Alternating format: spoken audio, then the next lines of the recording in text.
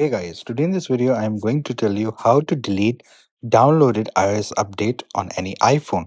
So the first thing that you need to do is you have to go here to settings, and once when you're here, what you need to do, you have to go to iPhone storage, and once when you're here, you have to go down until you see iOS, and once when you click here, you can delete it. There will be a delete option right here which you can click and delete the update.